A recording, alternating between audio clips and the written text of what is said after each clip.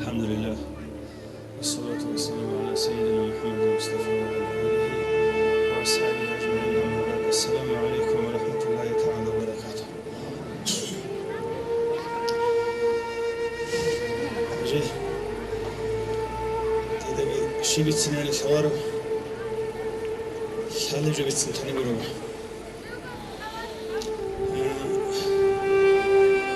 İnsan рачалда Аллах суждему го. Сотворив человека, Всевышний Аллах дал ему всю власть, величие и господство над миром. Это величие, наместничество и господство даны нам из-за разума и знаний. Только человек наделен разумом и знаниями. Почему нас обязали соблюдать религию, не обязав этому другие творения? Это только из-за разума и знаний.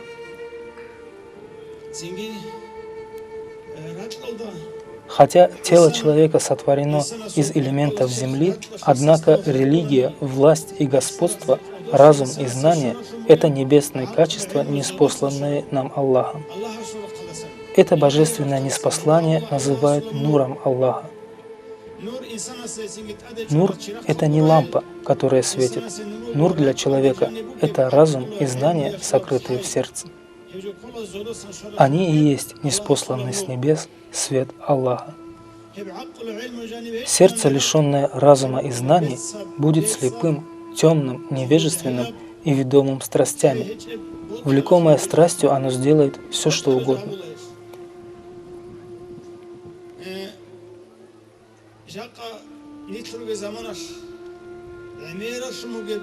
В наше время мир переполнен оружием.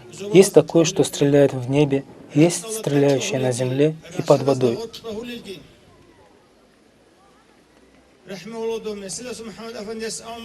Шейх Мисаласул Мухаммад, рахимахуллах, еще в советское время дал оценку этому. Ведь тогда все хвалили мощь советского оружия, даже Америка боялась его. Но когда устазу рассказали об этом, он промолвил: каждое оружие когда-нибудь да выстрелит. Скверная вещь — это оружие. Все, что они произвели, взорвется, будь то на небе, на земле или под водой. Рано или поздно оно выстрелит.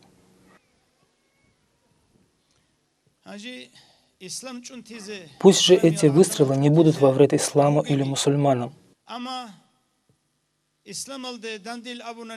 Нападки на ислам самой религии вреда не наносят. Вред получают мусульмане, алимы. Вот так от взрывов и убийств убитым людям будет рай и степень от Аллаха. Этого не стоит бояться, ведь все равно человек умирает, может в своей постели, а может и совершая скверные дела умереть. И потому смерть на пути Аллаха, на пути служения людям, думая о пользе и добре для общества, желая улучшить и облагородить его, такая смерть во благо, в ней нет плохого, кто бы ни был убийцей.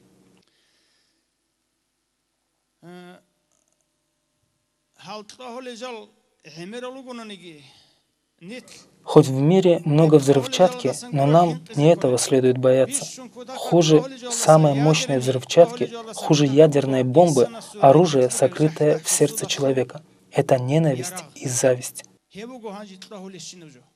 Вся стрельба сейчас из-за них, будь то зависть по отношению к государственной должности или мирскому богатству, злоба и ненависть в сердце, будь то к знаниям или почету среди людей.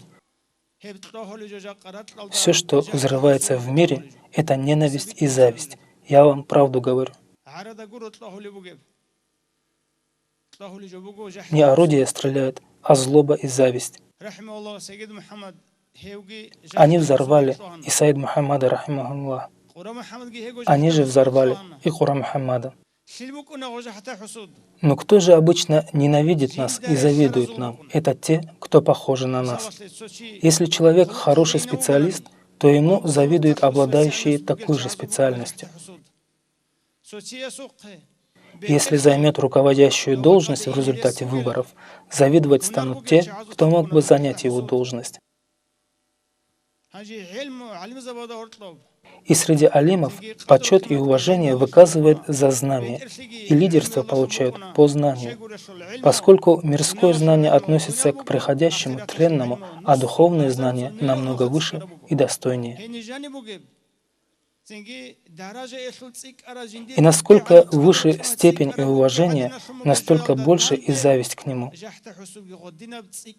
Сила зависти пропорциональна величию и достоинству. И сегодня, насколько в Дагестане увеличиваются знания и духовность, мечети и медресе, ученики и духовные учителя, насколько их станет больше, настолько же увеличится и противоположное, стремящееся разрушить и уничтожить духовность. Увеличится не материально, а существующее в людях ненавистью, завистью и злобой.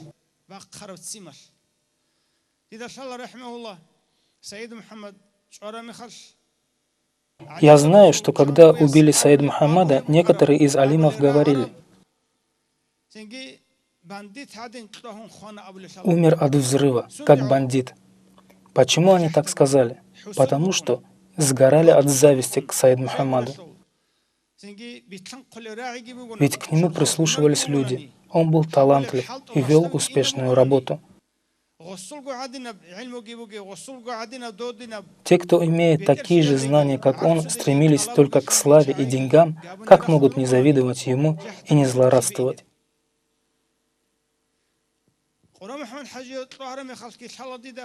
Когда взорвали Кура Мухаммада, я знаю, что некоторые алимы говорили: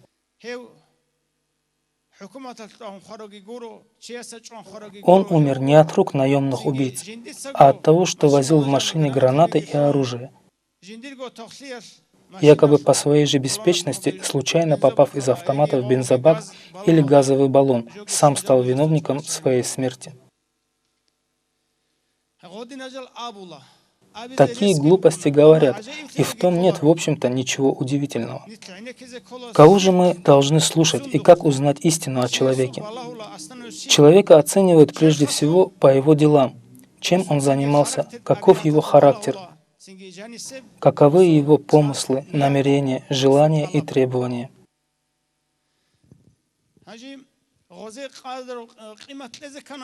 В этом раскрывается сущность человека. О нем судят не по уличным сплетням, а по словам того, кто знал его и шел впереди него. Такой человек даст истинную оценку. Надо прислушиваться к тем, кто обладает знанием, кто усердно очищал душу от скверны, так что в ней не осталось ни пуль, ни пороха для взрывов зависти и злобы. За такими людьми надо следовать. Нам выпало жить в страшное время.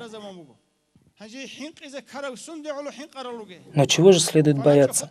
Не того, что останемся без пропитания, дома, семьи и прочих мирских прелестей. Надо бояться заблуждений. Каких заблуждений? Не в земных делах, конечно, ведь земная жизнь рано или поздно закончится. Надо бояться заблуждений в отношении вечных ценностей, на пути ко Всевышнему Аллаху, на пути шариата и религии. Это основа всего. И с этого пути людей стараются сбить.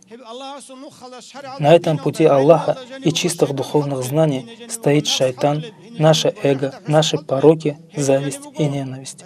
На этом пути идет великая борьба, и все это отражается на времени.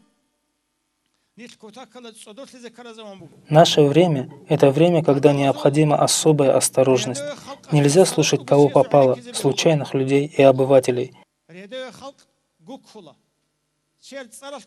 Обыватели всегда обманываются именем, одеждой и внешним видом, хорошо подвешенным языком, искрометными речами и наставлениями. А надо смотреть в сердце человека, судить по его делам, чему он служит, что стремится утвердить в обществе и с чем борется, чему противостоит, в пользу чего он делает свой выбор.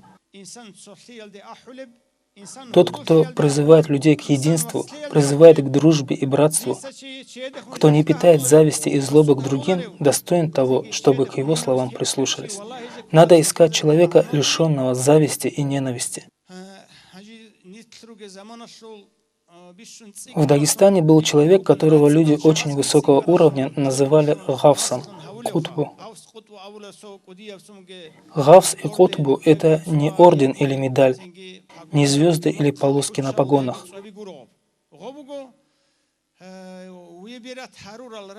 Это лучший из лучших, которого выбрали совершенные люди из своего круга. В их времена это был Сайд Хаджи Мухаммад рахимахуллах. Когда этому Мубараку сообщили, что хотят избрать муфтием Сайд Мухаммада Абу Бакарова, он сказал: если хотят сделать что-то по-мужски, то выберут Сайд Мухаммада.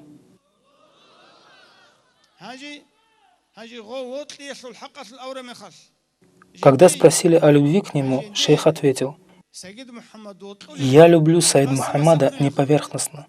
К примеру, так, как мать любит своего детеныша. Новорожденного детеныша мать вылизывает от головы до пят.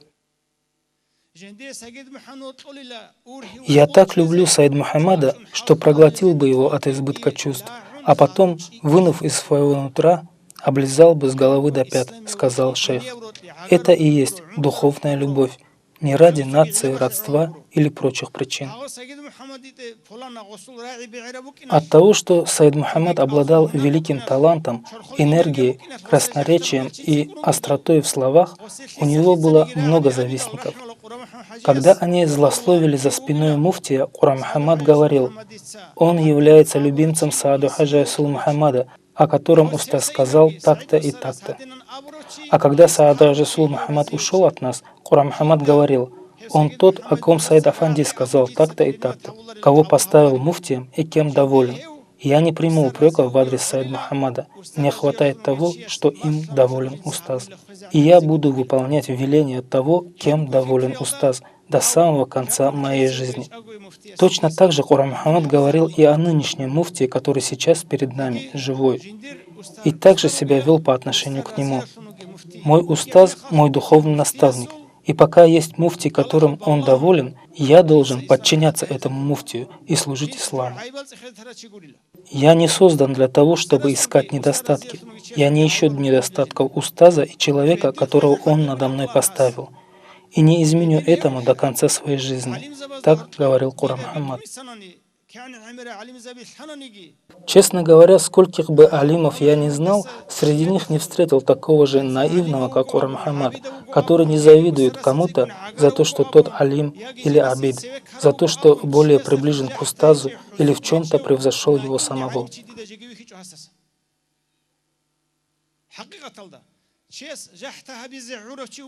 На самом деле Куран Мухаммад не должен был вызывать зависть, ведь у него не было мирской работы и должности, не было мирского богатства и почета. Его не заботила ни одежда, ни еда, ни дом.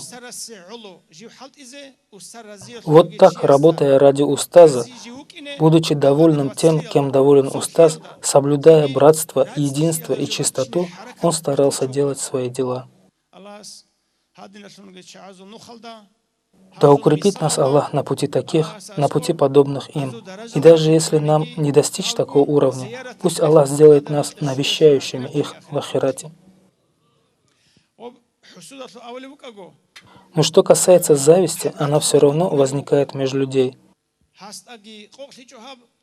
И одним Куран Мухаммадом это не ограничится. Это нас ждет и в будущем, и нам не стоит бояться убийств. Но нам не одолеть врагов только силой оружия.